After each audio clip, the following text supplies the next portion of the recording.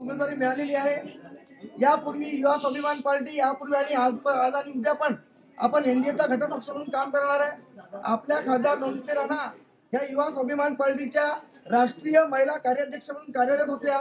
आता भाजपामध्ये त्यांना तिकीट दिल्यामुळे आता ते आपला युवा स्वाभिमान पार्टीचा राष्ट्रीय महिला कार्याध्यक्ष पदाचा आणि प्राथमिक सदस्यत्वाचा राजीनामा आपल्या राष्ट्रीय कार्यकारिणीकडे या ठिकाणी सुपूर्द करत आहेत। खासदार सभागृह नवनीत राणा यांचा राजीनामा या ठिकाणी स्वीकारावा आणि आम्ही त्यांना युवा स्वाभिमान पार्टीच्या वतीने आश्वस्त करतो की या ताकदीच्या लढाईत आम्ही सर्वजण ताकदीने त्याच्या पाठीशी उभे राहू। आगे बढ़ो, हम तुम्हारे साथ हैं।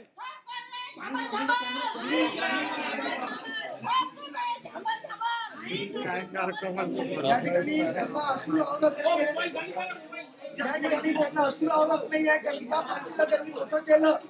आज त्या पार्टीने त्यांना राष्ट्रीय स्तरावर ओळख दिली आणि त्या राष्ट्रीय स्तरावरच्या ओळखीचा आता त्या मोठ्या स्तरावर जात आहे। युवा स्वाभिमान हा आपला परिवार आहे, तो आपला कुटुंब आहे। माननीय श्री आमदार रवीजी राणा संस्थापक अध्यक्ष युवा स्वाभिमान पार्टी, माननीय महोदय मी सौ नवनीत रवी राणा राष्ट्रीय युवा स्वाभिमान पार्टीची राष्ट्रीय महिला कार्याध्यक्ष म्हणून कार्यरत होती।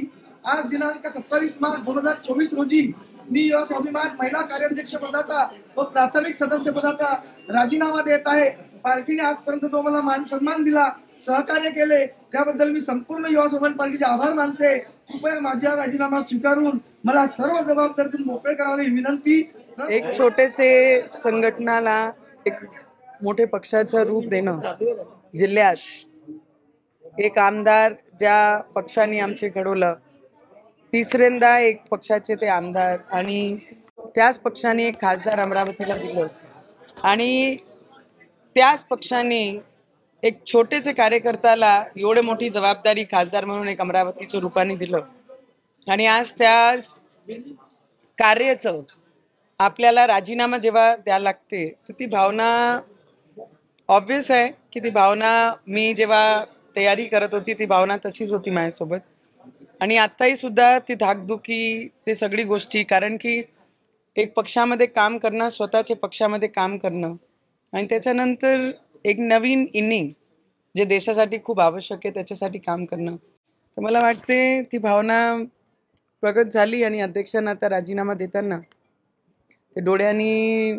आनंदाचे आसू म्हणा की जी भावना 12-13 वर्ष या पक्षामध्ये काम केला, पूर्ण परिवाराला घेऊन एक पक्षाला आपण चाललो, तर ती भावना साहजिक आहे की ते डोळ्याच्या माध्यमातून, अश्रूच्या माध्यमातून आलेलं।